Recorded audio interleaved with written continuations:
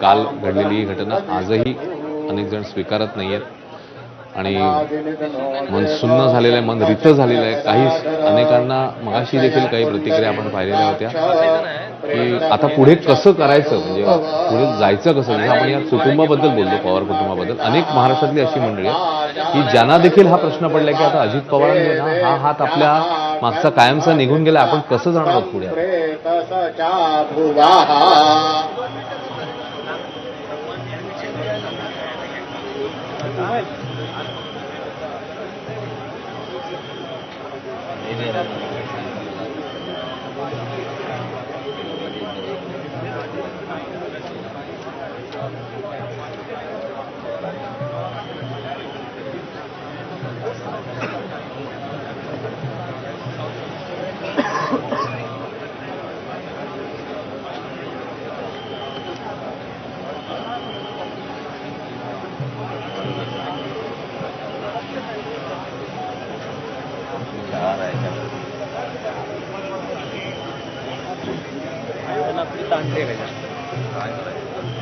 पूर्वाधिष्ठातृदेवतेभ्यो नमः।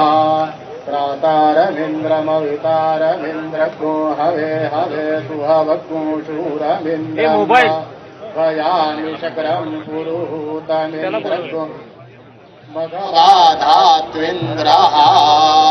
ओम दक्षिण अधिष्ठात्री प्रेत मातृदेवताभ्यो नमः। पश्चिम अधिष्ठात्री प्रेत मातृदेवताभ्यो नमः। उत्तरे प्रेत अधिष्ठात्री प्रेत मातृदेवताभ्यो नमः। सकलोपचारार्थे गन्धाद्युपचारैः सम्पूज्य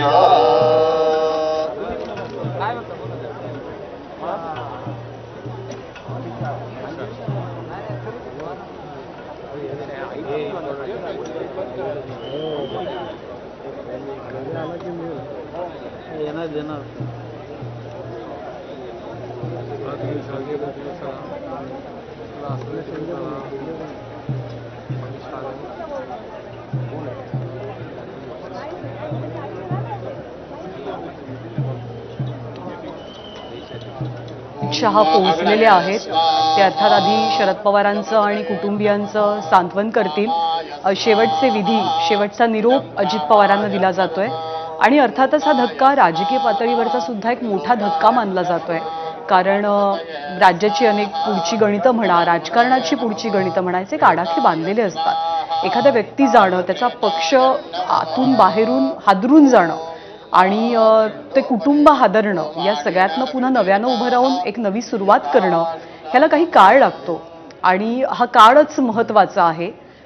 शरद पवारांचं सांत्वन करता आहेत केंद्रीय गृहमंत्री अमित शहा।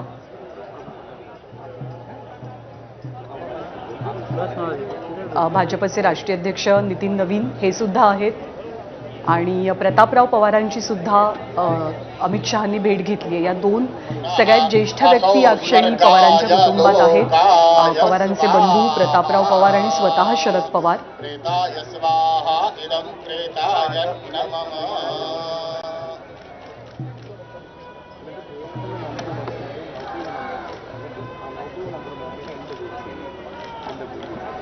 एकीकडे अखेरचा निरोप देतानाचे मंत्रोच्चार सुरू आहेत, पण त्यापेक्षा कार्यकर्त्यांचा आवाज हा जास्त कानात घुमतोय की एकच वादा अजित दादा आणि दादा परत या।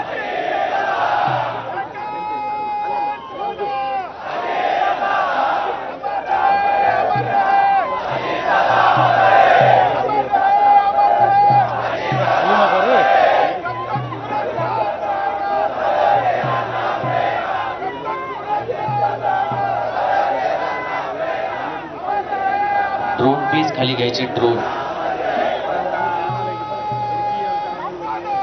पोलीस विभागाची सूचना, ड्रोन खाली घ्या।